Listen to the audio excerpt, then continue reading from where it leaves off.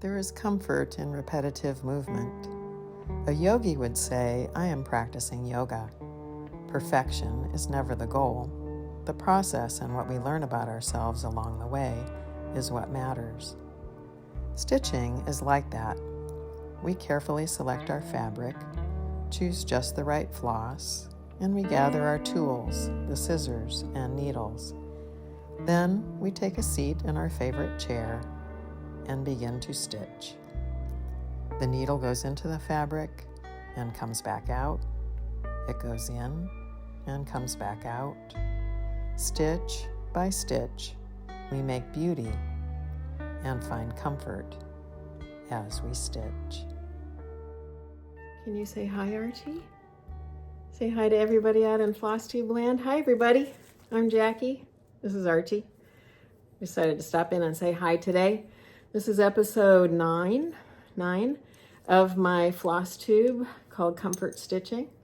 This is a video, a channel, which I sometimes forget to talk about, all about cross stitch. I guess I just assume that if you're here, you somehow found your way here because you cross stitch. I hope you do. If you don't, I hope you find something that you enjoy today. But this is my 8-year-old Scottish Terrier, Archie. Last time y'all saw him, he was looking pretty shaggy. Getting a little wild. Hey, Arch, settle for a sec. And he got a haircut since you saw us last. He's looking so handsome. Do you have dogs that don't like to look at the camera? Because I do. But he is really so photogenic. Say hi, Arch. Hi, Archie.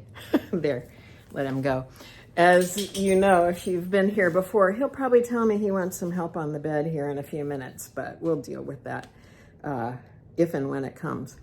So today is Saturday, November 16th, as I'm filming. It's Saturday afternoon. I'm a little later filming today than I usually do. I like to try and do this in the morning, but I actually had to work at the bank today. I'm listening. Some of you have detected, a couple of you have asked me, do I live near railroad tracks? And I don't know if you can hear it right now, but yeah, there's a train going through. There is railroad tracks maybe like about, I'd say approximately 3 blocks away. It's on the edge of town, and I live in Missouri, for those of you who are joining me for the first time today. I live in Missouri in the northwest part, right about 40 minutes maybe north of Kansas City, and in the town of Weston. And at one time, this would have been considered a river town. In fact, it was one of the last places you could get on and off a boat before going into the Wild Wild West. And so the river was right here at the end of Main Street, actually not too far from where my apartment is. And over the years, when there have been a couple of floods and the Missouri River moved, now in sort of the edge of that river bottom area, there is a railroad tracks. And anybody who lives in this town, you just get used to the train. It goes through town several times a day, more than several times a day, actually. But yeah, I get used to the sound of it and don't even really notice. But a couple of you have noticed. I can't do anything about the sound of the train, so you'll just have to get used to it, just like I have had to, and everybody else who lives here too. So it's a beautiful autumn day. We're still in November.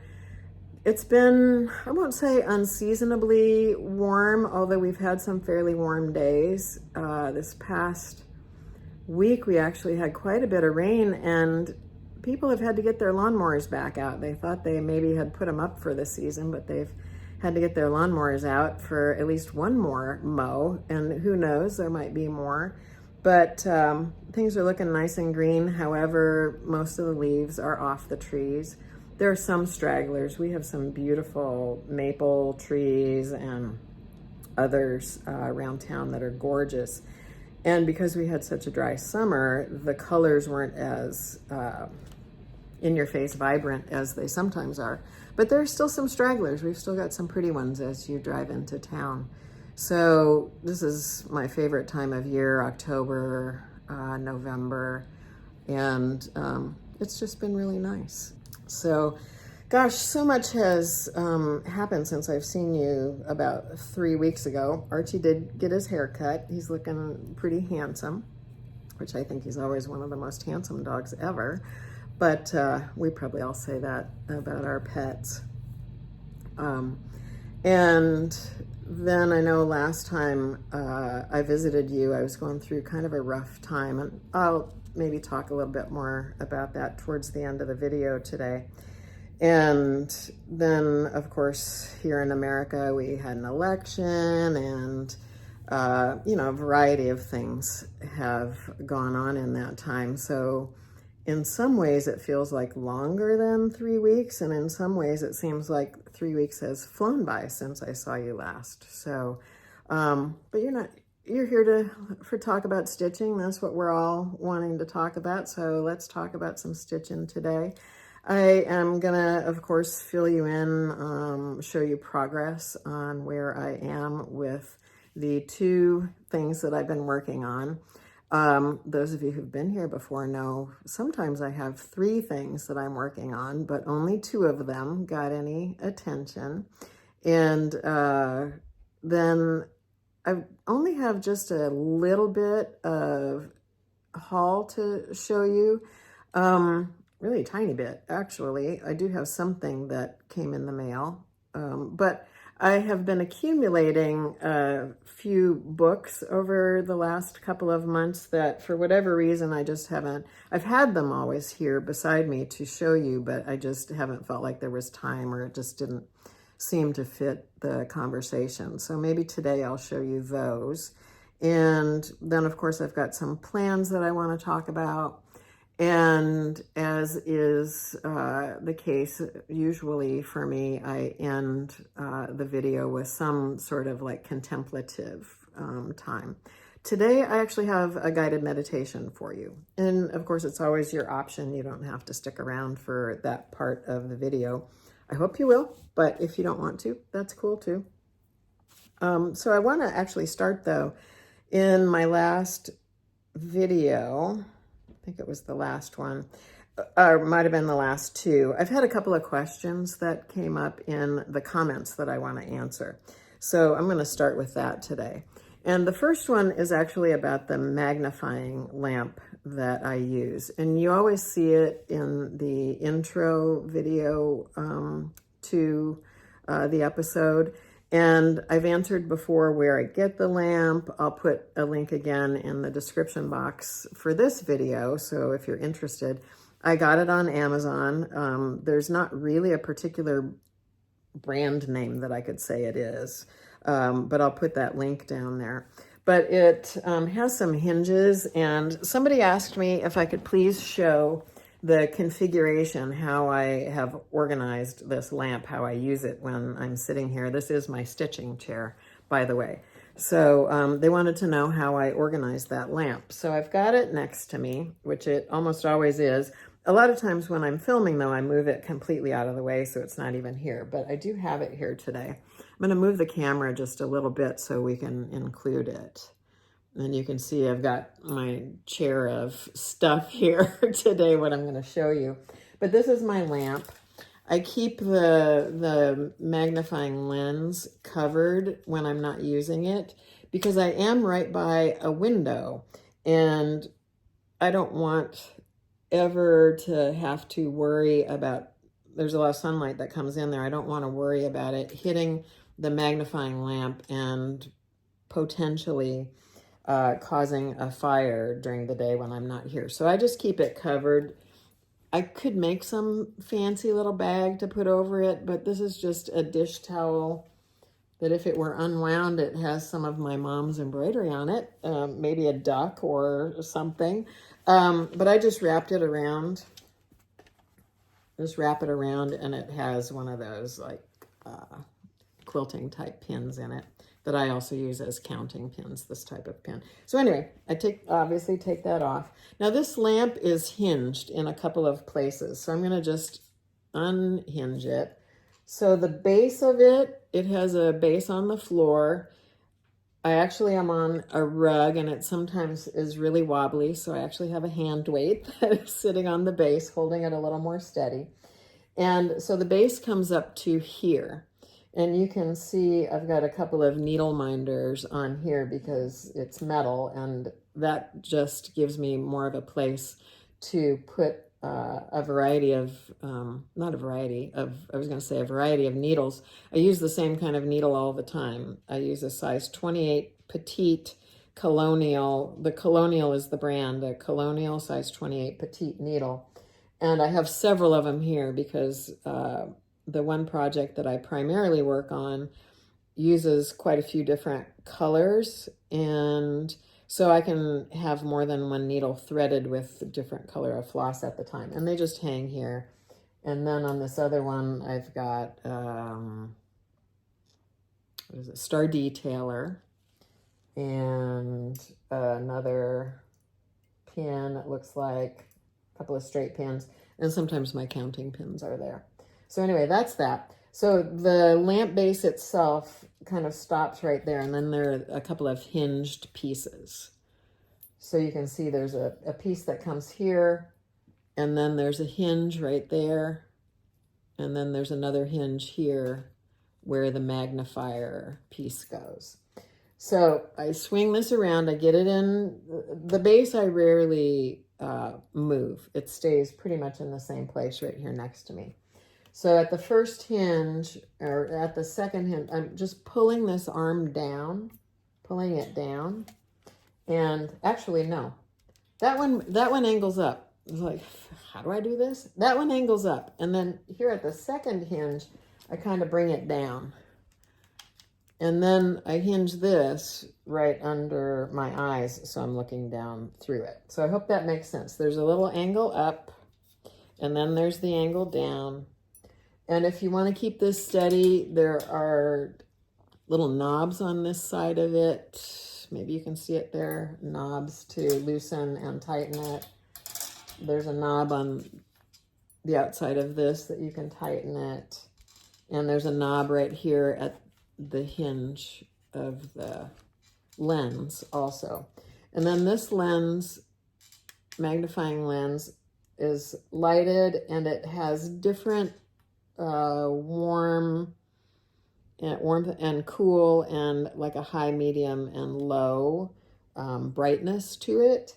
I keep it on it's not cool, there's almost like a daylight setting on it, and I keep it at its brightest lamp, brightness.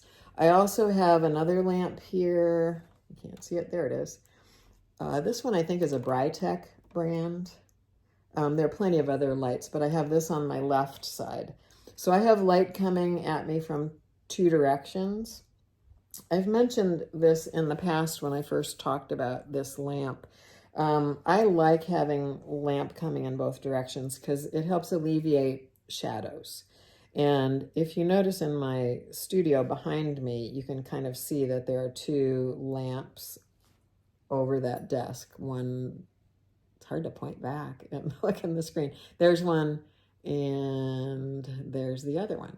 So there, when I'm at that desk, I've got light coming at me from two directions, and those have two bulbs in them to create daylight as well.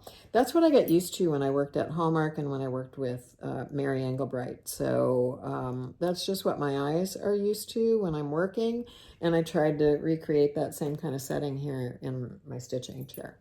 So I hope that answers the question from the person who asked to see how my setup is for this lamp.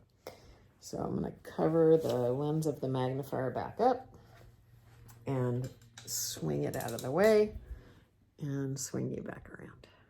There. So that was that. I also had a couple of questions from people, one here on YouTube and one on my Instagram page, were asking me about white stitches and how did I get my white stitches so nice. I'm going to answer that when we talk about the sampler that they were making the comment in regard to. So that'll be coming up. So if you were one of the people who mentioned that, I'm going to talk about that, I think, because I didn't really know that was a thing about white stitches, but we'll see. So let me talk about my progress. If you were with me last time, I was talking and kind of lamenting that I hadn't gotten any time to work on a French sampler, French alphabet sampler, that I've been working on for a while, called Antoinette 1894 to 1896. So for the first week after I filmed last time, I gave all my attention to Antoinette. So we'll talk about her first. Let me get some things out. Antoinette comes from a company in Germany called European Reproduction Samplers. And this is Antoinette. Let me get it close. You can see it's just a sampler full of a bunch of red alphabets.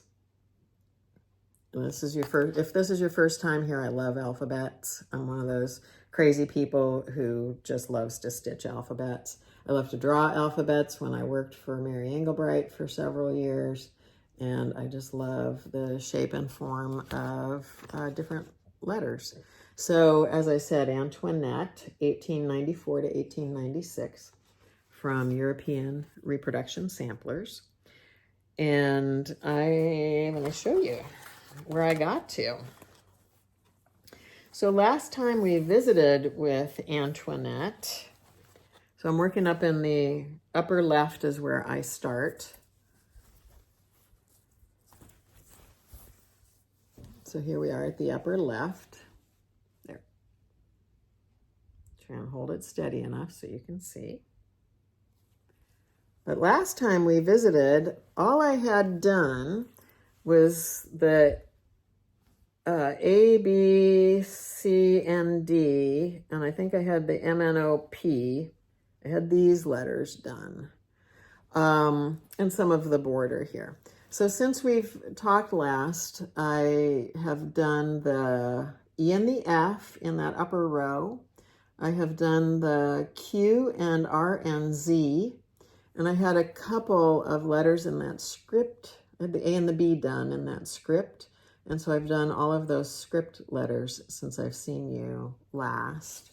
As well, I added a few more of the little floral decorative bits on the top border.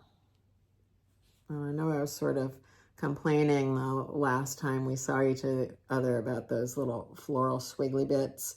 They're very fiddly to do. So I have decided that whenever I get Antoinette out to work on her, that I'm going to try and do a couple of those. I had it was Barry from Stitch Folk is working on this one too. She reached out to me on Instagram after my last video and was showing me her progress. Or maybe it was when I had posted my progress on Instagram about this. She reached out to me and showed me her progress. And I was talking to her about that little border, and she agrees with me. She doesn't like them. She's done more than me, though. She's eaten her vegetables, as they say.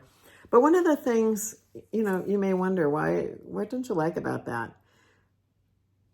When you're looking at your chart and, whatever area you're going to be working on, what I look for is, if I'm starting something new, like a new letter here, and in this instance, say I'm going to start on a new letter, I'm going to kind of try and begin, and my brain is going to look for a stitch path. Where do I want to start? Where do I want to go? How am I going to get to this other section? And so forth. And with these little squiggly bits, these little flowers, the stitch path is just not obvious. I just feel like my needle has to jump around in order to make it. And that might seem weird. It's just such a little thing. But there's not an obvious through line from the place that it starts and the place that it ends. So you just kind of jump around. And I think it's for that reason that I consider it to be fiddly, because you're just jumping around. So this one I'm stitching on 56 count linen. This is my first time stitching on 56 count. I'm using silk, 103 silk from Auvera Soie, in the color 664. This is it. 664. And when I was almost at the end of the week that I spent with Antoinette, I was working on that Z. That was kind of the last thing that I put in. And I got about just to the center there, and I ran out of my first spool of silk. So that felt like a real accomplishment. That's the first time I've made my way through a whole spool of silk. And I remember when I was working on a big sampler that I did last year called Consider the Lilies. There was some color I was using, I don't remember what, and I used a whole skein of it and had to go into a second skein. And it just feels like such an accomplishment. Like, wow, I've really done a lot if I've made it through one whole skein or one whole spool. So this is the amount that I got done with one whole spool of silk. So I have 4 more. So I hope I have enough. But thankfully, I think since these colors aren't variegated, these 103s are not variegated, hopefully if I need more and have to order more, that I won't have to be too concerned about dye lot issues for that. So like I said, this is Antoinette, 1894 to 1896. It's a French sampler. The French seem to like beautiful alphabets. And a lot of them seemed to arrive, a lot of these fancy French alphabet samplers seem to come about at the late 1800s and early 1900s. And that's one of my favorite time periods for architecture, for historic clothing, for like graphic design. Some of the labels that we see on threads and needles and anything. It's getting into the Art Nouveau period, the late Victorian era. There are beautiful engravings and labels on things. I just love that kind of stuff. I love antiques, but that's kind of my time period. And so I'm really enjoying this.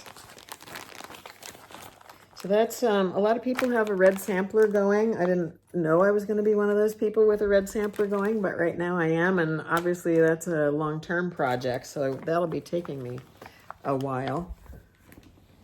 And thankfully there's so many different alphabets in that sampler. I doubt that I'm going to get bored with that one anytime soon. So that's, again, Antoinette. And I was really glad to work on her. Like I said, I told you last time that I hadn't worked on her for about the 3 weeks between. I usually film about every 3 weeks, and I had just had other things going on prior to working on her that I didn't get any time with her, and I missed her. So I was glad to pick her up and spend that time with her. I'm a process stitcher. I just enjoy stitching, and it brings me comfort, hence the name of my channel, Comfort Stitching.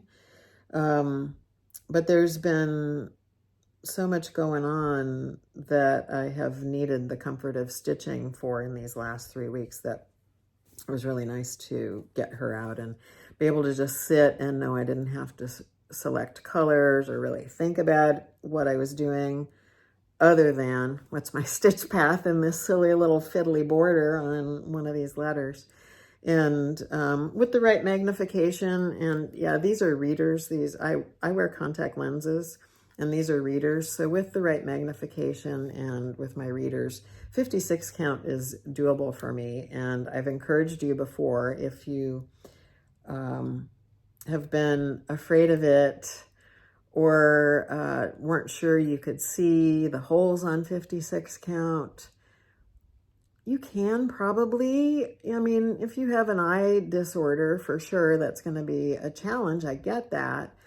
But don't stay away from it. Or maybe if you don't even stitch on 40 count, or maybe, you know, you stick on low counts and you've wondered about higher count fabrics. Find yourself a small piece of linen. I mean, in 1, 2, 3 stitch, you can actually get a small, like 9 by 12 piece of linen for not very expensive, and just buy yourself some of those little swatches, or ask a friend who has some, if you have somebody in your life who has some, and play around with it. Just see if you like it or not, but don't rule it out simply because it seems like, oh my God, 56 count, so tiny, I don't think I can do that. That right there's the problem. We don't think we can. Have you tried it? And if you try it and you didn't like it, cool, got it, you made your choice. But I'm enjoying the 56 count when I get it out. Can be a challenge at times if I'm working on it after a long day at work, but I just get into a rhythm of what I'm doing and your eyes adjust to it and you just stitch it. It's just making X's. Just stitch it. So there's that. And then primarily over the last rest of the couple of weeks, with the exception of a few days, I have been working on the other sampler that I spend a lot of time with called Bridget Power 1840. And just getting my threads out. This is a reproduction sampler as well by Gigi R. This is the cover, Bridget Power 1840. And this is the antique on the cover here. And I say this every time, again, because I don't know if this is your first time visiting me or you've been here since the beginning. If you have, thank you. I should have said that first. Thank you for being here. Thank you for coming back. Thank you for sticking with me through this journey with Bridget and with my stitching. Thank you. If this is the only thing that I looked at, I probably wouldn't have chosen to do this sampler. But I saw on Instagram, as you do, you get influenced by some of the things you look at. And somebody that I follow had a picture of her finish of this sampler. And when I saw that, I was immediately like stopped in my tracks. What is that? It was like it was reaching through the screen to me. You've got to stitch this. I had a feeling of a connection to it. And, you know, I've been thinking again about what makes us choose the things that we choose to stitch. And for me, it's just some sort of feeling of connection to the thing. Maybe it's that it's something that's fun, and I'm going to talk about that a little bit later on too with regard to something I have coming up. But mostly it's because I've gotten a feeling from something. It creates I'm looking at something that's really beautiful, like maybe the color combination is gorgeous. Maybe the elements of the thing I'm looking at, they're so harmonious, and that along with the colors, there's just this beauty emanating from it that really attracts me to it. And since we stitchers have the opportunity to look at things, and as most people will say, until you see a model, it's generally the model that sells you on the chart, not necessarily the chart. So until you see a model, then you are like, I've got to have that. So in a way, that image that I was seeing on Instagram I was seeing a model, and I thought, oh, I've got to have that. So let me show you how Bridget's coming along.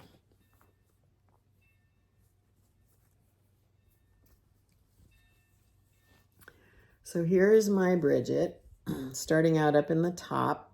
There's this amazing basket of flowers,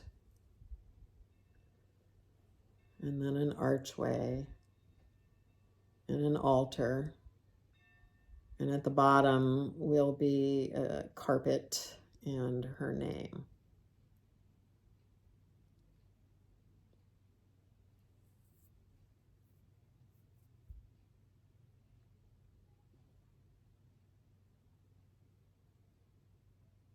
So last we spoke, I had just started on the altar area. I had the tabernacle done. That's that little house that has the heart in it. Candles were done. The columns were done. I had just started in this side. I had the leaf and the stem of that grape cluster in and some of this cream-colored stitches. But as you can see, I spent a lot of time with this one, because not only did I get the one grape cluster done, I got the other one done and filled in the background. I'm going to bring it up close.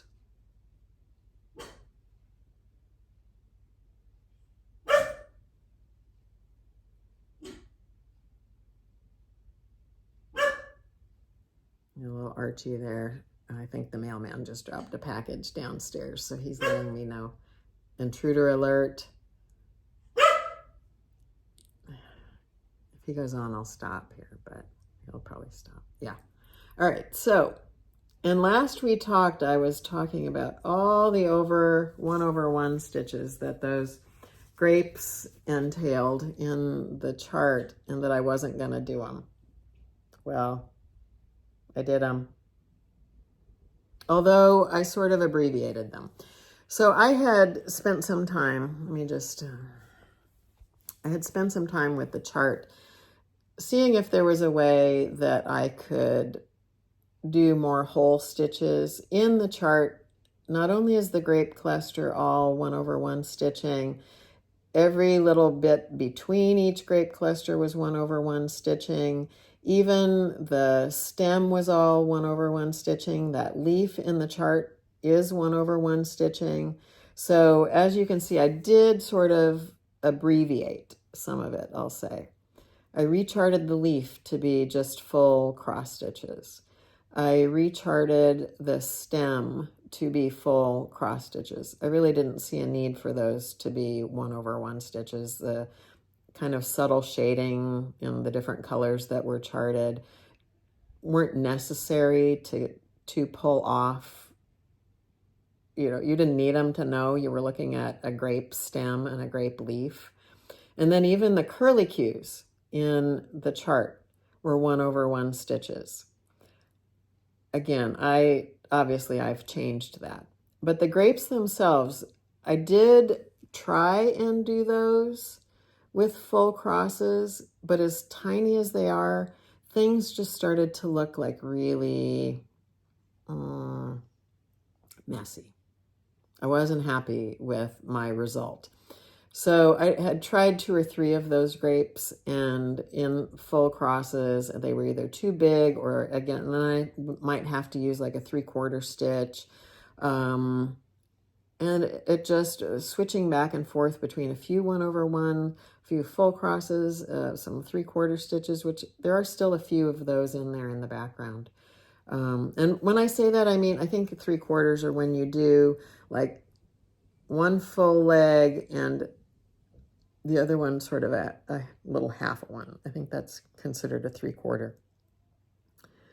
But it just started looking messy. And so I thought, okay, Bridget knows best. I was talking about her being a show-off by doing this all 1/1.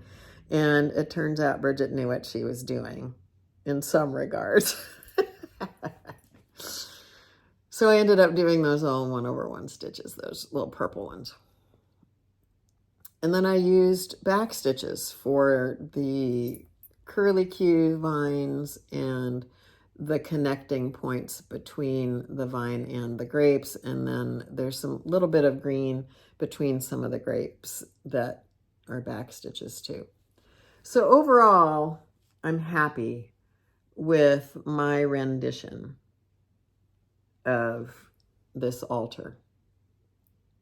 I think it's a good compromise between what was charted, which I'm sure is what was in the antique, all of those tiny little stitches. I feel like I've got a good compromise of what Bridget did and what felt doable and made sense for me. And if you were with me last time, you know, I kind of was talking about coming to the decision to make alterations in that. And when I also added that Sacred Heart, because that's not in the chart. If you're seeing this for the first time, that Sacred Heart that's in the tabernacle is not in the chart. And I had finally come to the decision to make those changes after kind of thinking about overall this sampler. This is about Bridget and her story. And sometimes we want to replicate, when we're working on a reproduction of a sampler, we want to replicate that story. But if you've been with me through this whole journey, there has been quite a story to be told that I have been telling as I've worked on this. Because it is not known where Bridget came from, why she made this, or anything. All we know about her, all that's fact about her, is her name, that she was 13 in 1840 when she stitched her name and age in this sampler. It wasn't even known what the country of origin for Bridget was. It was just assumed that she was from Ireland because Bridget Power is such a common Irish name. There's not really any other obvious Irish symbolism here. And the person who has the antique, when she acquired it from someone else, there was no provenance that came with it. So it's just kind of, this is what it is, and this is what you're stitching. And you're just making something really beautiful, which I'm down with that. But I have an inquiring mind. I used to ask my mom a lot, why, Mom, why? Explain to me about this, why? And she would get so frustrated. I have an inquiring mind, so I wanted to find out some things. And so I started investigating a little bit. First of all, I'm going to tell you that I'm going to backtrack just a minute and just tell you some stats here. This is being stitched on 40 count linen by Fox and Rabbit. The color is called Up in the Attic. It never comes across accurately on camera. Even when I take still pictures, it's hard to get a good picture of this. But it has a very, very pale terracotta quality to it. It's kind of a peachy brown color. And I'm using most of the called for DMC flosses. As I've gone on, I have made changes, and I've made note of those changes. In fact, I'll pop a picture up here of an image that I put on Instagram with most of the changes that I used. And I say most because I've now made one other change as I was working on those grapes. When I was working on the grapes, I pulled the called for colors for the purple grapes there.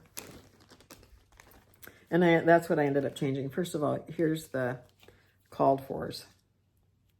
These are all DMC. I know the Attic in Mesa, Arizona has a silk conversion for it if you're ever interested in that. Kathleen Littleton, who I've talked to about this sampler on a couple of occasions, just recently started it with the Attic silk conversion. It's going to be amazing. But she's using the silk, so I know there's a conversion out there. But it's charted for DMC, so that's what I went with. And the person who made the sampler that I first saw on Instagram used DMC. So beautiful colors. I mean, why not? Yep, 40 count Up in the Attic by Fox and Rabbit. So that's those. And then, as I said, I made another recent change, so I'll just share that with you.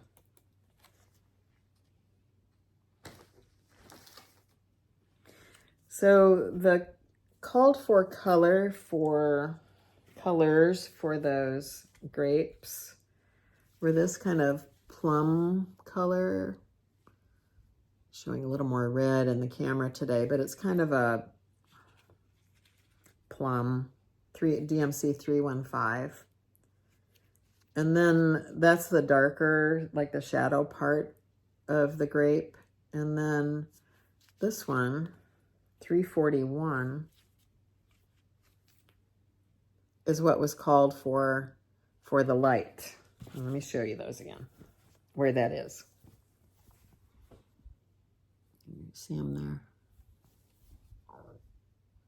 So as though the grape was shaded, there's a reddish color, that's that plum color I mentioned. And then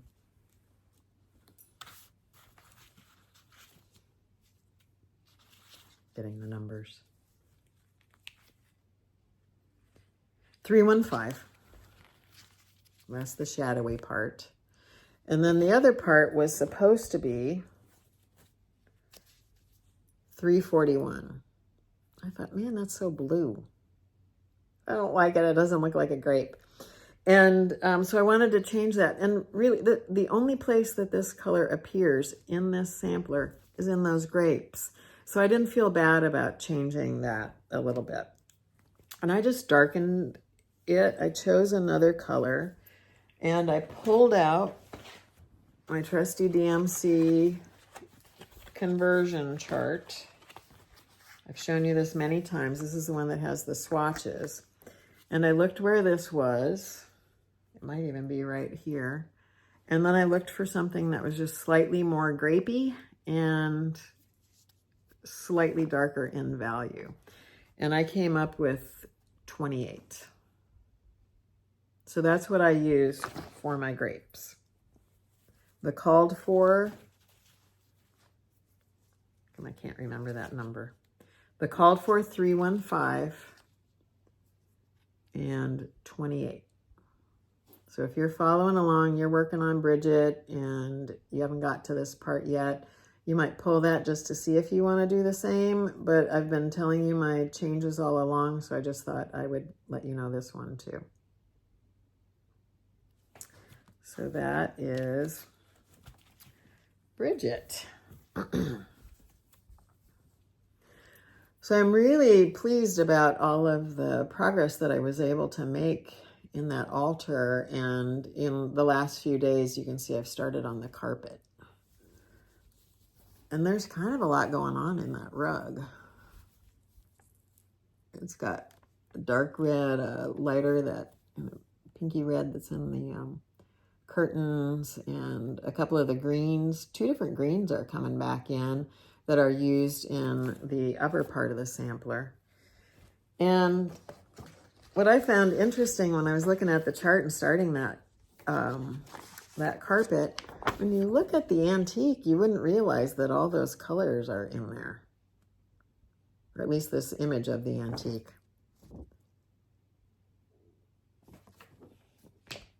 So there's a lot going on in that carpet. So let me show you one more time. Bridget Power's 1840. This is by Gigi R. I am loving it. And so that's my progress on Bridget. And while I feel like I made a lot of progress on her, I wish I could have made more. There were, in the last couple of weeks, there were some days that I just really wasn't up to stitching. I didn't feel, I was not in a good place, we'll just say that. And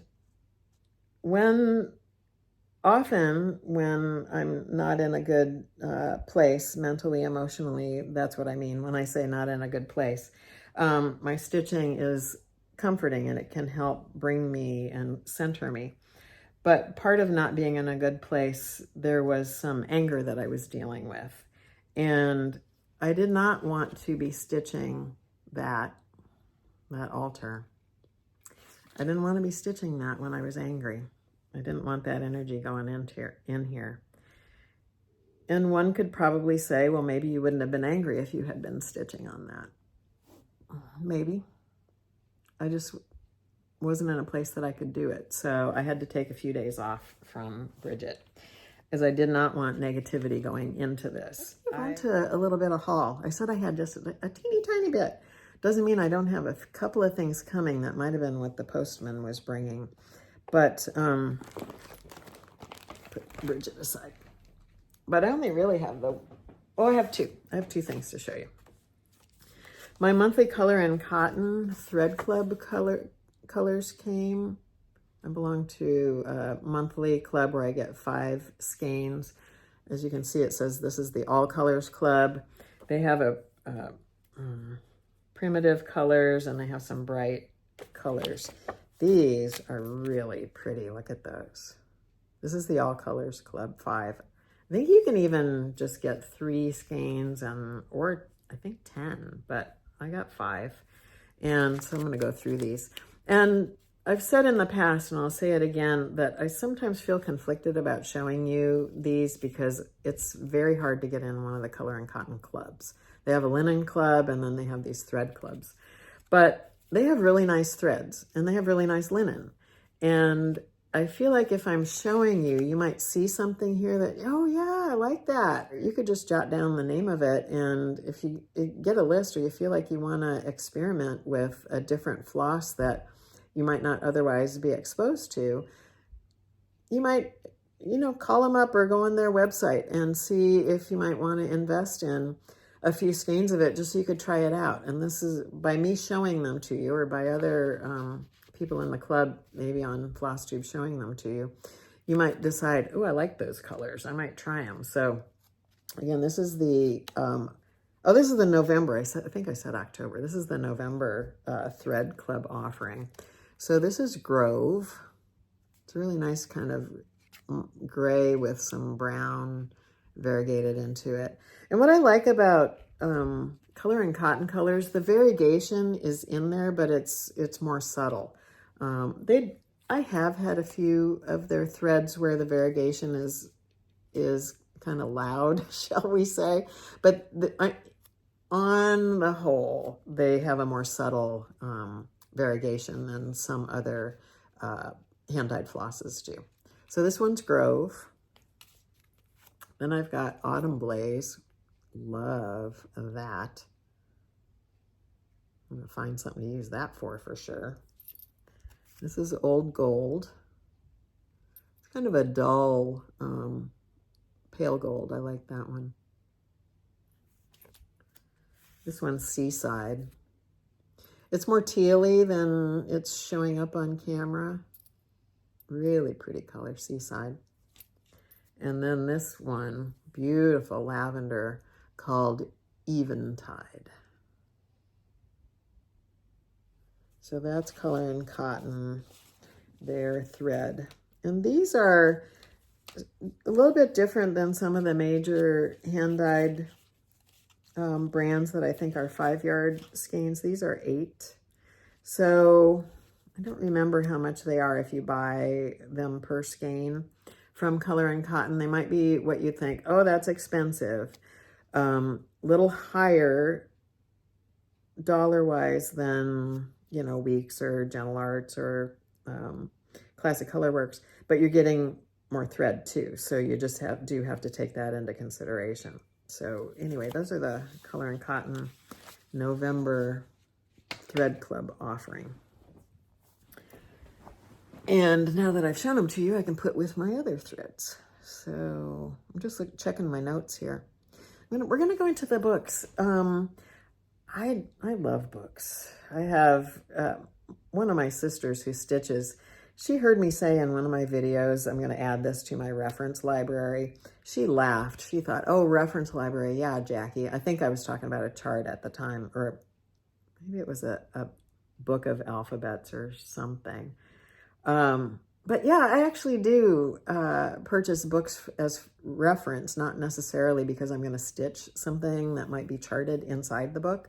I like to look at books, and it inspires me. And if you've been here a while, you know my background as a professional commercial artist and illustrator. I like reference material. It's inspiring to it might spark a little idea that goes off in a completely different direction than what I've been looking at in the book, but I do have some things that really truly are just that I buy them for reference. And this is first book I want to show you. Really, I got sort of because it related in a way to the Bridget sampler 2 or 3 videos ago. I was talking about imagining what Bridget might have looked like. And in the 1840s, photography was available, not widely available, but there are images from the 1840s. And I found some images of some girls that were noted to be Irish. And it just really made her more real to me, because it's hard to imagine what a 13-year-old girl who made that sampler would have been like, because part of what's been so challenging of trying to identify that sampler is because it's very unique. There's not another thing that we can look at. And I've talked to a lot of people who have researched samplers about that, trying to identify it. And there's nothing to compare it to. And one of the ways you do research is you find other examples or specimens or something, that are similar to it or like it. And there's not another one that's like it. And it's a completely, other than that border, that Kathleen had seen it, Kathleen Littleton had seen that border in other Irish samplers. We just have to kind of give it a wild guess, and with the information that we can get from it, place it in Ireland. But why would a 13-year-old be making that big basket of flowers, that altar? Obviously, she was a very spiritual person. And at the time in the 1840s,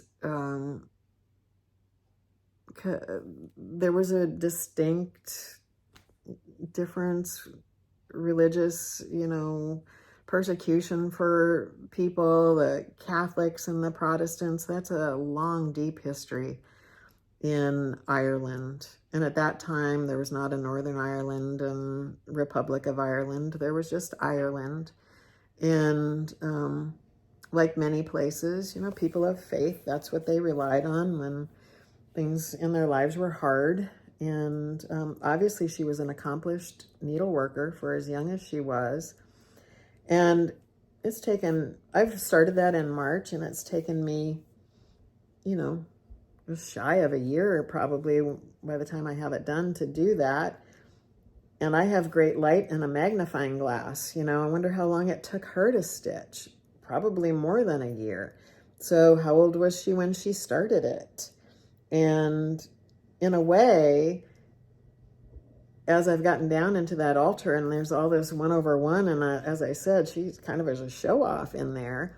But I would imagine as she worked on it, her skills progressed and became better.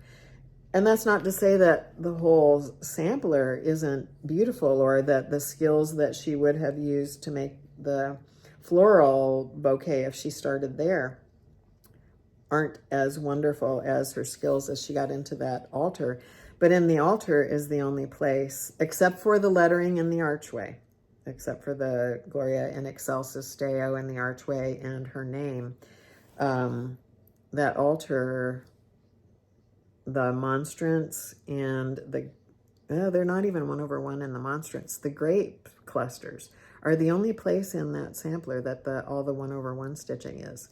So that was some really fine handwork. And if you think she didn't have a magnifying glass, she didn't have electric lighting, she wouldn't have been able to work on it by candlelight, I doubt, not something that fine. So she would have had to work on it during the daytime on a sunny day probably. And you're in Ireland, it rains a lot there. How long did it take? I just really was like, who is Bridget? What were the people like? So I found this book, all that to say, I found this book called Old Ireland in Color.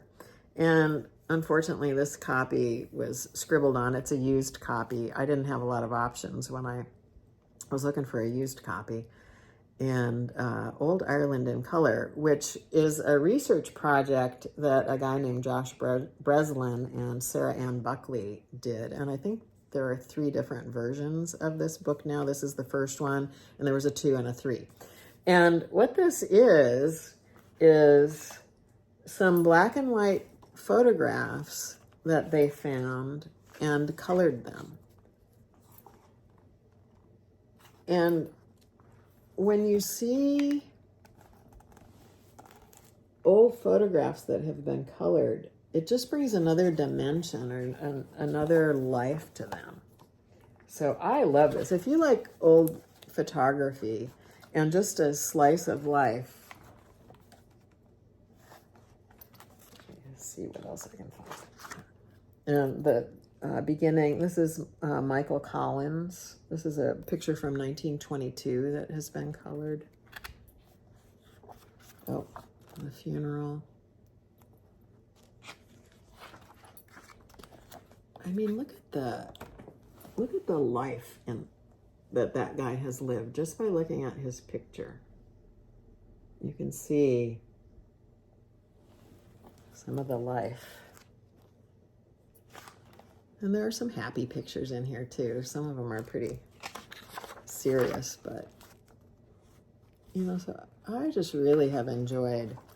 And there's a newer one. Obviously, we're getting into the 60s with that one. But I think some of the oldest pictures in this are from the mid-1800s. And it just really gives you more of a sense of who some people were in a similar time, slightly later than when Bridget Power would have been alive. But these would have been her people. People from maybe her village or villages similar to wherever she lived. So I've really enjoyed that book, Old Ireland in Color. They have an Instagram page too. That's how I first found out about this book. I might have been searching on Instagram for a hashtag for black and white Irish photos. I don't know. But I happened on their Instagram page and then went digging and found the book. So I'm really glad I have that in my library. And I'll put it on my shelf at some point when I'm done with the Bridget sampler. And whenever I see that, it's going to remind me of my journey with Bridget. So that is that. Let me see what the copyright date on this is, if you're at all interested in this. 2020, it's not that old. The person who this belonged to really felt like they had some relatives in Kerry. There are a lot of notes in here about County Kerry. So that's Old Ireland in Color. And then another book that I got is called, has nothing to do with Bridget, maybe tangentially. It's called Samplers, How to Compare and Value. Now, in not the most recent Curious Crafters video, but the one before that, Anna and Carolyn were also talking about this book. I had already had it. I didn't buy it because they influenced me. I had already had it. Couple of eBay searches that I just have about antique samplers. Sometimes eBay will suggest things about antique samplers rather than things that are antique samplers, and this came up in an eBay search, so I went looking for it. And this is a really great book because, I mean, I have been stitching samplers since I started stitching in 2023. Since I came back to stitching in 2023, I've gotten onto samplers. And like, I didn't immediately say, oh yeah, I want to do samplers. It's just the first one that I chose to do was first project that I chose to do was a sampler. It told a story. I like storytelling. I like history. And so samplers do that. They tell stories, they're historical, and they also help us learn about, you know, they put things in context if we go into a little research about them, or country it came from, what area, region it came from. I know nothing about American samplers. Maybe down the road I will learn them, but over the last year and a half that I've been looking at samplers and learning about samplers, I've started to notice what makes, or what some of the stylistic differences are between, or what would identify something right off as maybe a Scottish sampler, for instance, or a Dutch sampler, for instance, a Welsh sampler. Starting to notice what those look like. I'm starting to understand that there's a whole category of the manor house samplers and so forth. But this book, with a long preamble to get to this book, kind of contrasts and compares different kinds of samplers and what things to look at to identify samplers. And then generally what does here, this one, it just says German motif sampler. So both on the left and right page are both German motif samplers. And they're looking at what are some, distinguishing characteristics, what makes that identifiable. And then why is one maybe a good representation of what it is? Why is one maybe a better representation or maybe more valuable? What's more special about it? Both special, but what makes one more special than the other? And, I think if you've been around looking at samplers enough, we've all come to, even if you're not a sampler stitcher, you kind of know that right there is a Quaker sampler. And there's certain schools that those came from. The Ackworth school is a popular one. Adam and Eve samplers, that deer right there shows up in quite a few different samplers. A unique looking deer with googly eyes. I don't know, he looks a little possessed. And if I were that Adam and Eve, I might be concerned.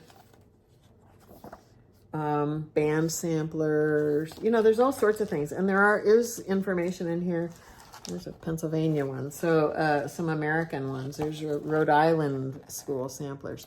So for somebody who's a sampler historian, this is probably like elementary textbook, really easy, basic.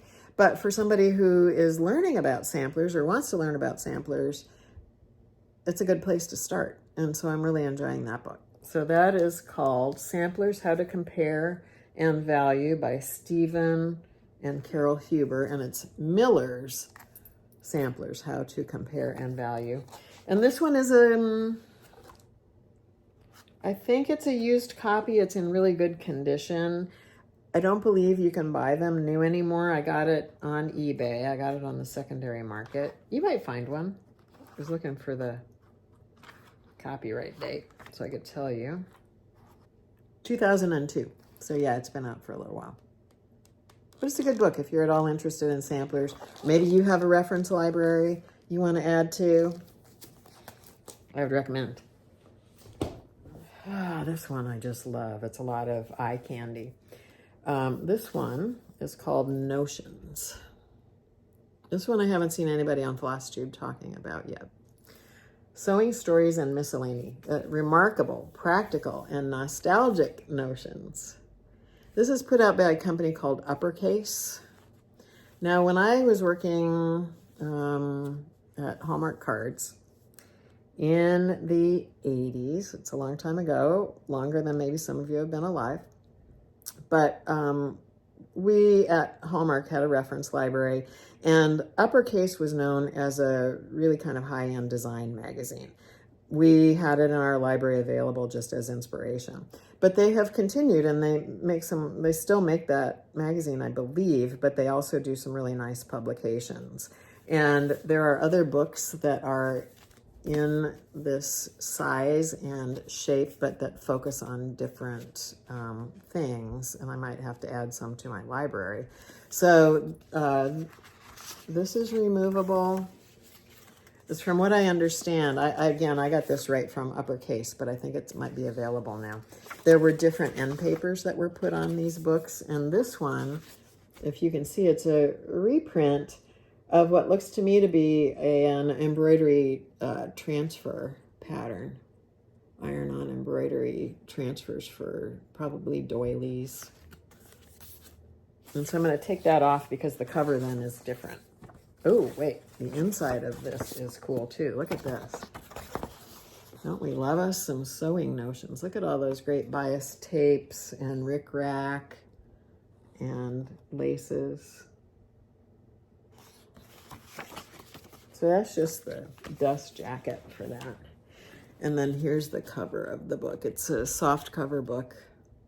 But what I love about this, I've just paged through it a little bit. I haven't spent enough time with it yet. This one is something you could sit down with and just look at one couple of pages at a time and read a story. Some of it is about antique notions. And there's some beautiful photography here. Very wonderful design to the book. And I've got a lot of pages flagged. There's some of that old illustration I was talking about earlier. And then some of it is about contemporary makers and either how they're using some of the antique notions. And there's history about the notions too, each one. Fasteners, there's buttons, there's needles, there's pins. But some of it is how makers in 2024, 2023, how, what they're doing either with old notions or because they've been inspired and influenced by old notions. So there's, this one is about this gal named Gina B. Silkworks and the buttons that she's making. Look at the advertising. This is not Gina B's. This is just some cool snap cards. You go to a garage sale or find somebody's sewing box and you're going to find at least one or two of those in somebody's old sewing box. Maybe you have your grandma's or great-grandma's. I looked at this page and flagged it just because of the stork scissors. There's the story of stork scissors here. They were first used as clamps for umbilical cords on babies. As the stork brings the baby. Oh, look at these thread bobbins. Aren't those fun? Love that. Just the design of this book. Just my designer's heart is just so happy looking at this book. The colors, just the layout of the pages. It's really nice design. Here's a person who, let me see what this one is. I marked it for a reason. It's somebody named Sarah Ann Smith. It's in the category for just miscellaneous. Oh, ironing. Iron and press, like the section on ironing and pressing. There's a guy that makes modern wooden pressing implements to help you turn your corners and poke the sharp corners and make creases. But this one is an article about someone named Sarah Ann Smith. Look at those lily of the valley. And that's, I believe, quilted. There's a lot of stitching lines in that. But it's obviously contemporary quilting.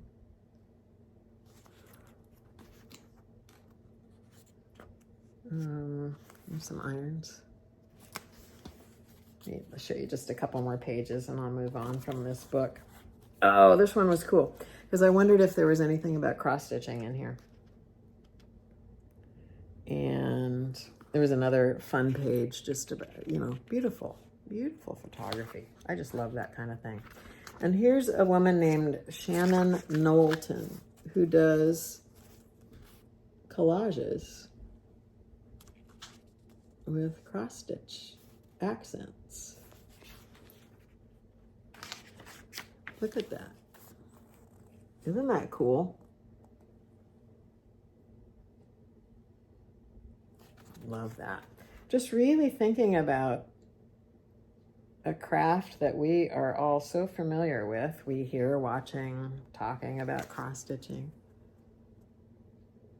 And stretching the definition of it and use of it in a different way. That's a true artist to me. It's like, how do I take this mundane thing that we do all the time and make it my own, make it different? And here's a lady who's painting.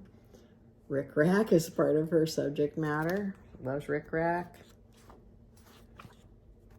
And then lastly, I wanted to show you some quilts. Oh, this one was cool too. It's not quilts. Somebody named Fran Buxton. This was in a section that was needles. Look, oh, Laura, are you watching Laura Duet? Are you looking at those needle books? I know you're jealous. You'd want every one of them. So would I, really. Anyway, this was a section all about needles. And this gal named Fran Buxton uses needles in a way I have never seen. Look at that. She's using them just as a component of a small object d'art, as they might say. And then weaving stitches, and look, there's little tatting. Look at that. It's just a safety pin and a thimble, but look at that. Oh, man. My mind just doesn't work that way. I'm glad someone's done, because this is just, seeing this is just so interesting and inspiring. And I love this little one right here that's just like a little needle card, and she's just added to it. Love it. All right, now the last one I wanted to show you was quilting. Maybe I didn't mark it. Oh, I guess, oh no, it was this one, chatelaines. I know a lot of people are into the kind of cross-stitch designs that are called chatelaines, that are really intricate designs with a lot of beading and fancy threads and stuff. But a chatelaine started as a thing that hung off of a lady's waistband, where she kept all of her necessary tools. And just beautiful silver work and the detail. That's one of the things I love about antiques in general. Antique anything, silverware, glasses, clothing, so highly decorative. And we just don't do that anymore. In order to make things more economical and affordable, a lot of the decoration got taken away. Oh, there's some thimbles. You know, it's, look at that. It's just an amazing book, so you might want to look for that one. And then I mentioned that there were other ones that, books that this Uppercase magazine made. And I didn't know this until I was looking at the very back page. So there's some other books that they have published. Quilting, stitching, ceramics. I'm trying to read these on the screen.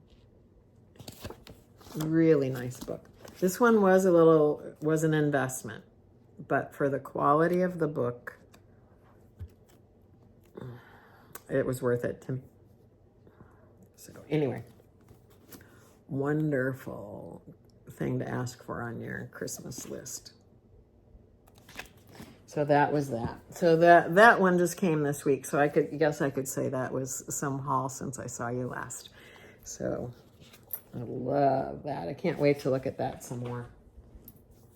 So as I just check my notes, I think we're gonna now go on to some plans that I have.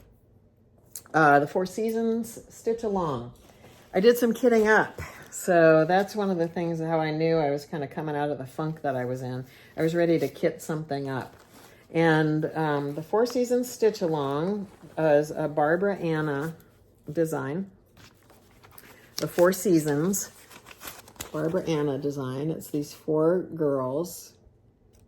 Sarah of Somi Sarah and I are going to be leading a stitch along for this, and that's going to start on the winter solstice on December 21st. And we've come up with a hashtag now. I'm going to put it on the screen. It's going to be the BA number 4 Seasons Sal. Now, I know Instagram is always messing around with their hashtags and you're not able to follow them anymore. That just came out this week, kind of a bummer. But we would love to have you join us for this. And if you're on Instagram and want to post your progress, please tag each of us and I'll put our information in the show notes for this too. So this is the Barbara Anna 4 Seasons Sal. And we'll be starting with the December one, or the winter one, I should say. We're starting in December with the winter one.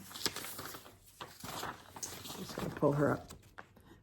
There she is right there. If you're in the Northern Hemisphere, maybe you're in the Southern Hemisphere and you want to start with us and you want to stitch one of the different ones. So I kitted mine up this week. Now, I have been vacillating back and forth about, do I use one color fabric for all four? Then I went to, I want to use a different color background for each of the four. And as I was kitting them up, I was realizing that, I mean, I had the fabric. I knew what I was going to use for the winter one. I've got this blue piece of fabric. This is called Sapphire from Fiber on a Whim. I got this on a stash unload site, and I knew immediately what I wanted to do with it. So this was the background for the winter one. And when I pulled the called for threads, you know, they were good on this fabric, but I tweaked them a little bit, as I do. And these are going to be my flosses for that. If you're interested, just let me know in the comments and I can share with you. A couple of them are called for and a couple of them are not. Now, in that design, let me grab her here again. You can see that that winter girl has black hair. That wouldn't show up on my blue fabric. So my girl's gonna have red and kind of an auburn hair.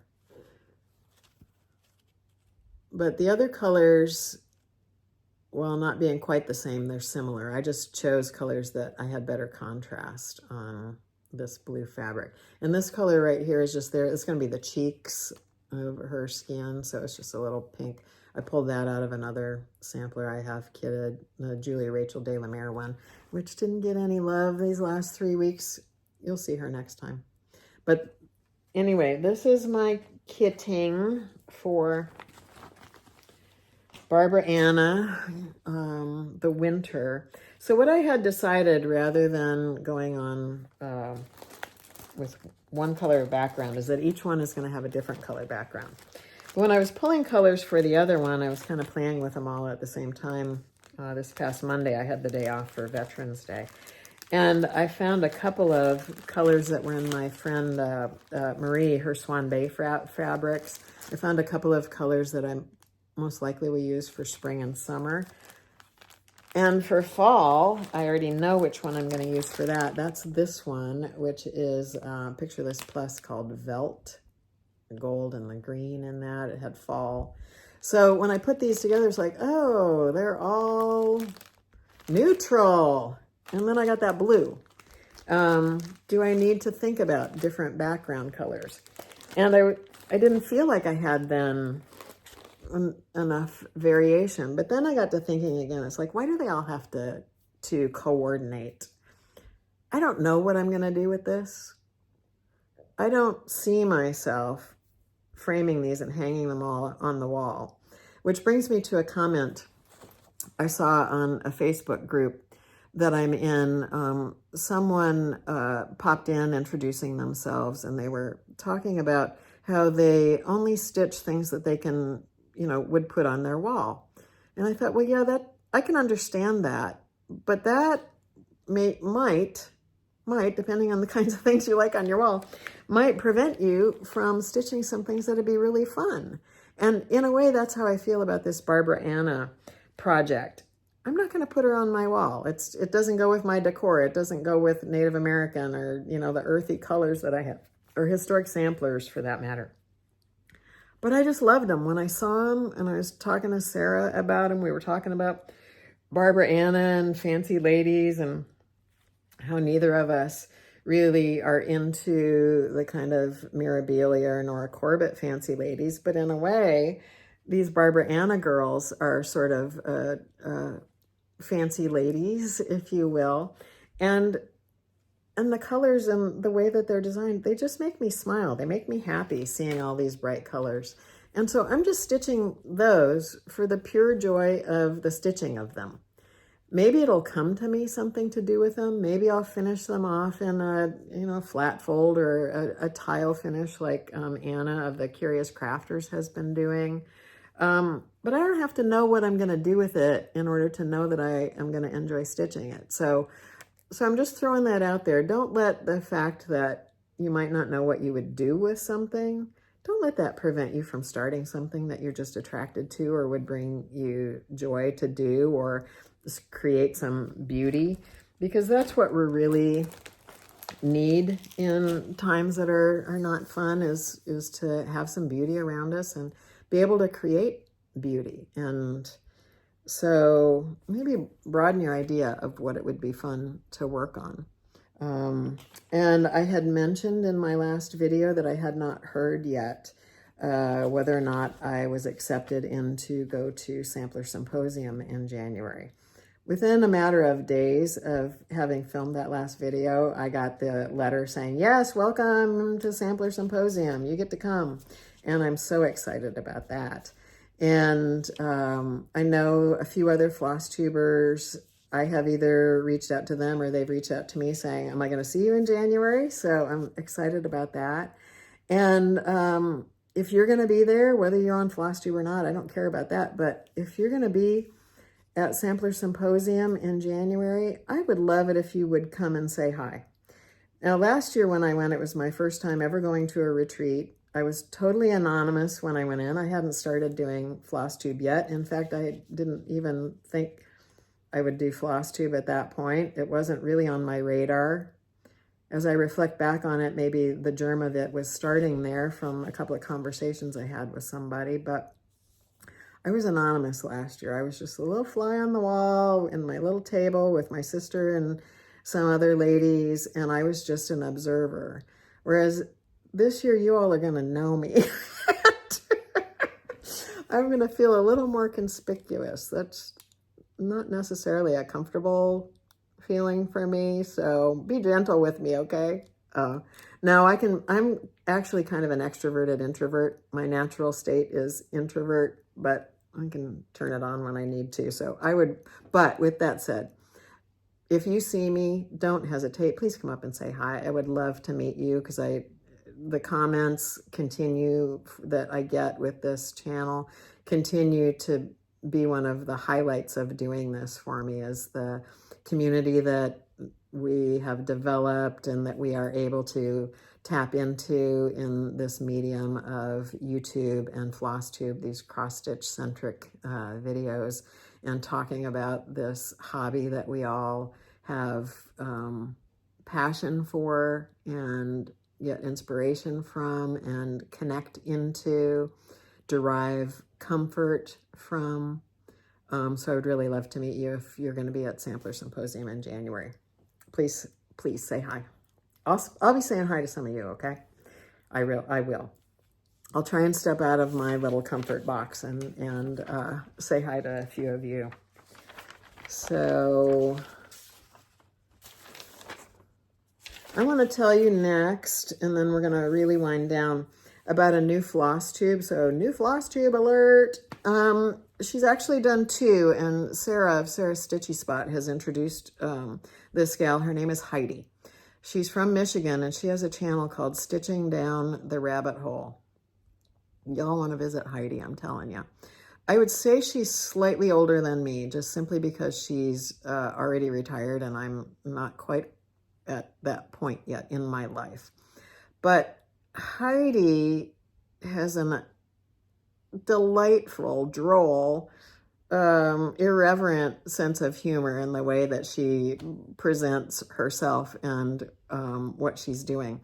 And she's just coming back to cross-stitching, or coming into cross-stitching within the last, I think she said maybe year. But she's a person who's done a lot of things in her life, a lot of needlepoint and crewel and surface embroidery. But I think she grew up in a similar family to mine, because she was talking about having tried quilling, which is this paper curling and technique, and macrame, and I don't remember all of the different things that she said she had tried over the course of her life. And in my family, we did all those things too. I think we all got the Good Housekeeping and Ladies Home Journal magazines every month, and went right to the craft page, and let's say, I want to try and make this, Mom. So that's what we did, and it sounds like that's what Heidi did too. But she is at a place in her journey, and of exploration with needle and thread, where she's choosing projects, and I love this about her. She's choosing projects based on what she might learn from them. Because she's familiar with needlepoint and crewel, one of her projects is she's cross-stitching a chart that she had that was needlepoint. Do they cross over? She's finding out, yeah, they do. She's just recently finished a long dog sampler, which was her first cross-stitch piece. She chose a long dog sampler. It had some meaning to her and some symbolism to her husband. It's a design called Ragnarok, if you're familiar with that. I wasn't. I know what long dog samplers are. They're just not really my cup of tea because a lot of them are so fantasy oriented. That's just not my deal, but they're still interesting to me. Like how the designer designs those, I don't know, but they're interesting. And so Heidi just recently finished one of those that had this Ragnarok, had some like Norse fable that had meaning to her husband's family, and she just finished that.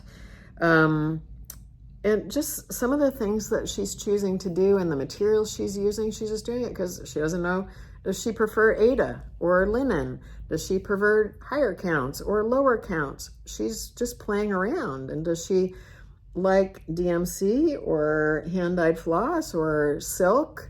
She's trying it all. And if she likes it, she continues with it. And she might not even finish a project because she feels like she's learned what she wanted to learn out of the project. And I just love that. I mean, why do you have to finish something if you feel like you're done with it? And it's not complete, but your experience with it is complete. That's kind of cool. But I really liked her sense of humor too. And she said she's been on, she had this level of comfort in front of the camera that I thought, oh, that's really interesting. This isn't her first rodeo. And she said she actually had admitted that she had YouTube videos in another area of her life. She hasn't given any clues. But based on the way she talks and her sense of humor, and she's a storyteller, to me, she's a humorist storyteller in kind of the old-fashioned. She would have been great on a radio show.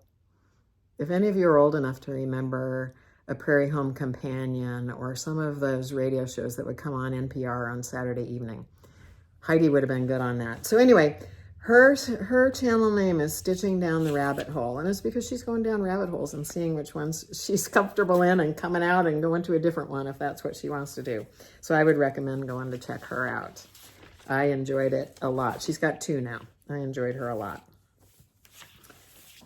So we come to the conclusion of the stitchy related part of this video. I'm going to continue to talk about it a little bit, kind of elaborating a little bit from what I talked about when I was feeling like I couldn't stitch with my Bridget sampler, but I'm going to then go into a meditation. And so if you don't want to stay for that, I thank you for joining me for the time that you've been here. I appreciate you. I really do. I'm so thankful for this community and for, especially in times that are challenging, to know that I could turn on the TV and see somebody who I was familiar with or who might distract me by what they were doing. I appreciate you guys so much. Thank you for so many of you who reached out to me, just offering words of comfort. You didn't know what was going on with me. You just know that I had said that I was going through a challenging time, and you wanted to let me know you were there thinking about me or praying for me, and thank you. So what had happened was I film generally on Saturdays, and earlier that same week, the manager of the bank I work at unexpectedly passed away. He was 42. So needless to say that was a shock. And not only did I lose somebody who I respected as a manager, but he had been a friend to me too. And his age, he right on the age where he could have been my child. I didn't have that kind of relationship with him.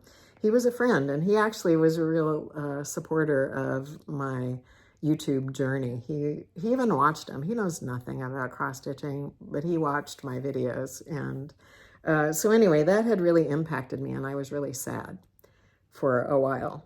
And my stitching helped when I was in the sadness. I could sit here with the sadness, and I put on videos that were like spiritual music. I was listening to crystal healing bowls and Tibetan singing bowls and Gregorian chant. And I was listening to things that didn't have words because I wanted the feeling of the music. I was, just really needing to start healing from the sadness I was feeling of his loss. And that was helpful. And then a couple of weeks after that, the election took place in America. And without going into any particular details of how anyone votes or anything like that, it just really knocked me off my foundation, the results of that. And so that, coupled with the grief and shock, and, if you go through the stages of grief, anger is part of it. So all of those things combined, there were a few days in those weeks that I was not in a good headspace. And so that's why I say stitching would not have been the place to put those feelings. Because when you're stitching, you're touching that thread, you're touching that fabric, you're connecting to what you're stitching, you're receiving something from it, and you're putting yourself into it too. Now, maybe that doesn't resonate with you, and that's okay. I'm not trying to force any particular thoughts into your head, or I'm just saying this is what it's like for me. I'm just sharing. That's what I do here. That's why I think you guys come back, is that I'm just sharing with you my process and why comfort stitching is comfort stitching for me, and the many definitions of that. So as I was thinking about what I could kind of talk to you guys about, because the energy is heavy. Some people are really happy and they're having a grand old time, and other people are not. And a lot of people are rocked off, or off their foundations, like knocked off their foundations, and looking for something to help make sense of the world. And prayer is one of those things. I'm going to tell you, I've prayed a lot over the last several weeks since my manager passed away. And other times, maybe that's not necessarily the thing, or we get so, into anxiety that we can't get to the prayer. It's like we jump from, oh, prayer is the place for me to go. We go into a panic, or just into an anxiety. And sometimes the tool that you need, you've skipped over it. You can't get to it. So as I thought about what I was going to do with you guys today, I thought I would do a grounding meditation that is really helpful for anxiety. I mean, grounding is great for any time that you're feeling a little bit discombobulated, but add a level of anxiety on it, and maybe you also are kind of sensitive, and if you live in a family, when family members are not their best, you can take that on. I know you do. And so I thought we would do a grounding meditation called the 5 Senses meditation today. So first, like usual with me, we're going to breathe and settle a little bit. So if you've been stitching, I'm going to ask you just to put it down right now. You can leave it in your lap if you want, or if you have a place next to you that you can set your stitching down, just put it aside. So take a deep breath in and let it out. Feel yourself sort of let go a little as you begin to just kind of notice your breathing. And as I said, this is a 5 senses meditation. So we're going to focus our attention on, kind of deliberately, on each of the 5 senses individually. And we're just starting, as usual, with the breath to help let some of what's been going on go. So the aim here is just kind of to, as you're breathing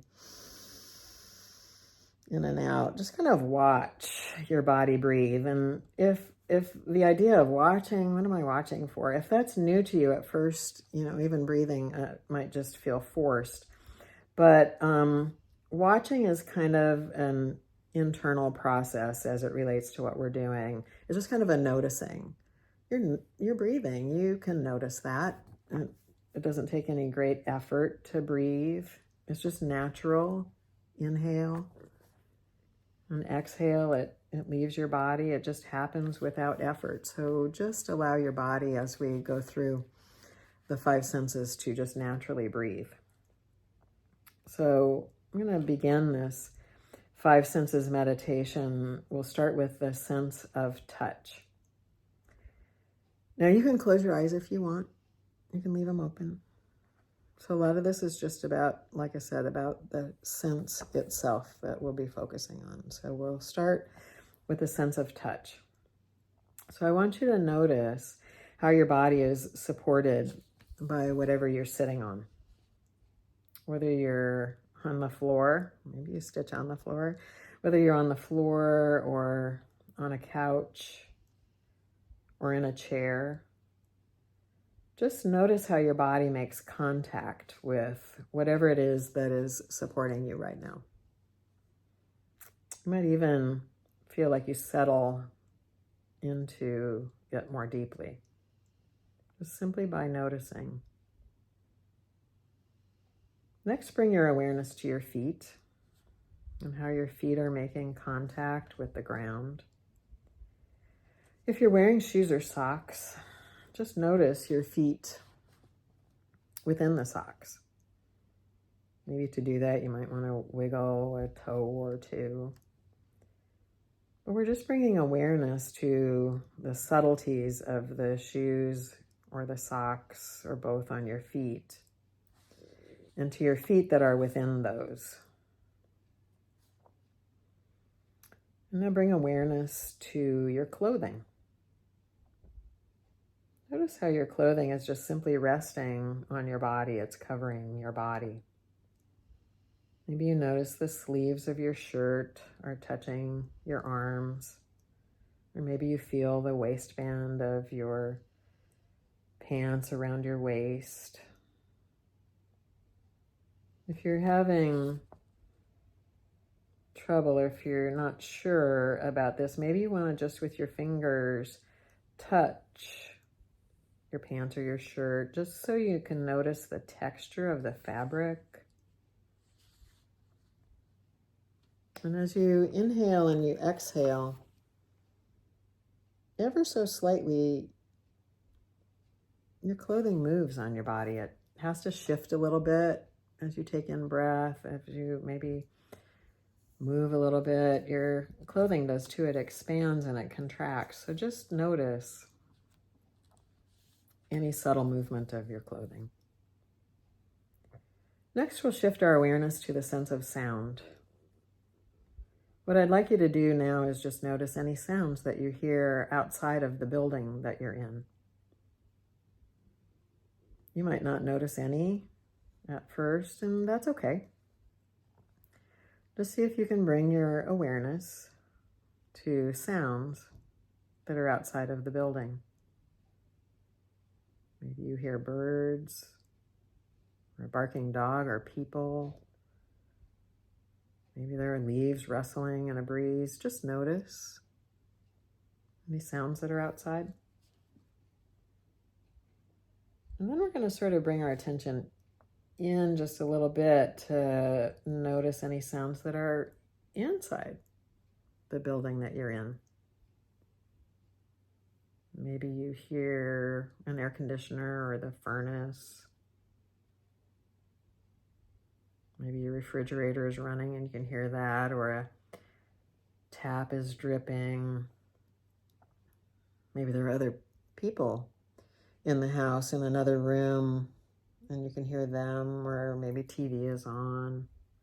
Just notice any sounds that you hear inside of the building. And if you can, if you can't, okay, if you can, bring your awareness to the absence of sound. Just the space between any of the obvious sounds that you hear. Next, I'd like you to bring your awareness to the sense of smell. With this one, you might notice the subtle scent of something in the room, or maybe the absence of any scent. Either one is really okay. You're just going to notice and be aware of your sense of smell. Maybe you've got a candle, scented candle going, or there's some sort of air freshener in the room. Maybe you've had a cup of coffee or a drink, some sort of drink next to you, and you can get a little bit of smell from that. Or maybe your clothing has, maybe a fabric softener smell, or, whatever scent is drifting through the air right now, or lack of scent. Just notice that.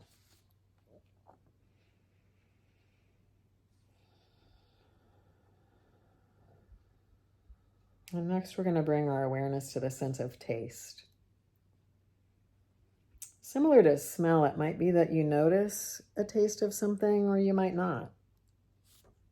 Smell and taste here are getting more and more subtle.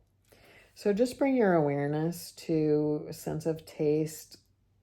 Maybe you had a snack or a meal right before you are stitching and watching me, and there might be a lingering taste in your mouth. Notice that. If your mouth is dry, maybe rustle up a little saliva. And just notice whether or not there's any taste associated with that. But the sense of moisture, at least, you've got that. It kind of helps our nervous system. It sends a signal to the nervous system that we're in rest and digest mode. So just notice taste.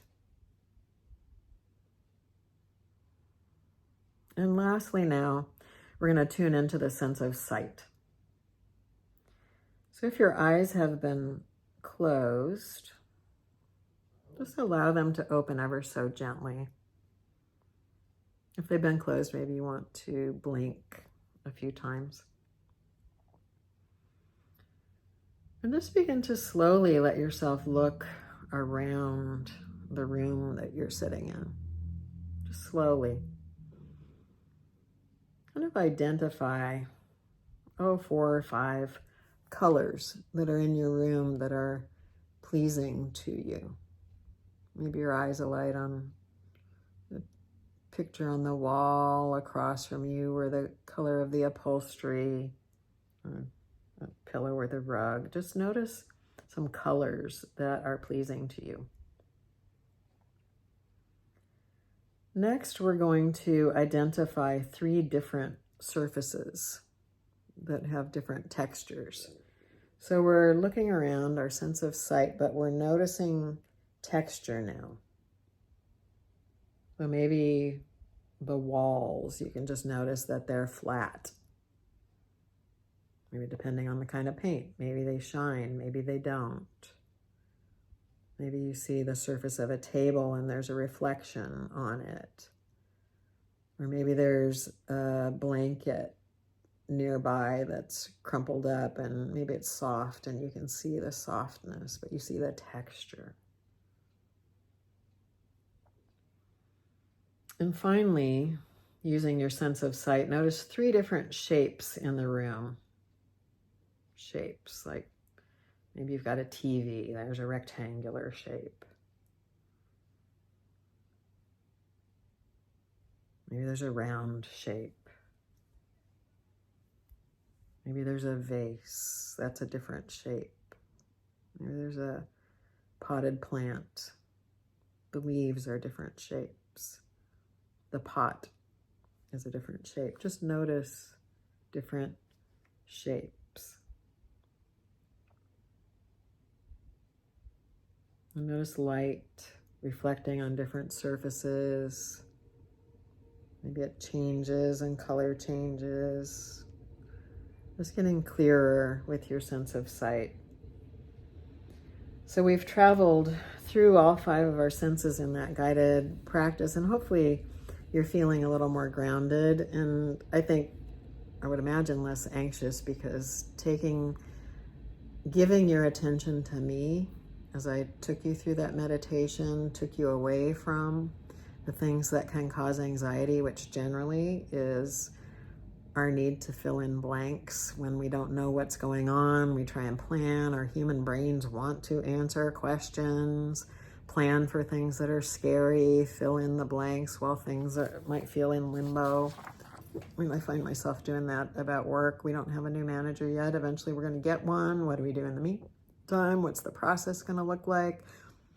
How's a new manager going to change the dynamic? Sorry, I got the hiccups.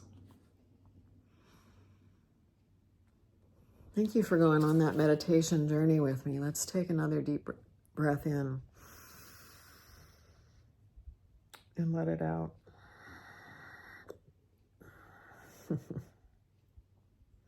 One of the things that Heidi, I was telling you about, stitching down the rabbit hole, she kind of struck a nerve with people. She was saying, I'm not going to be apologizing for things.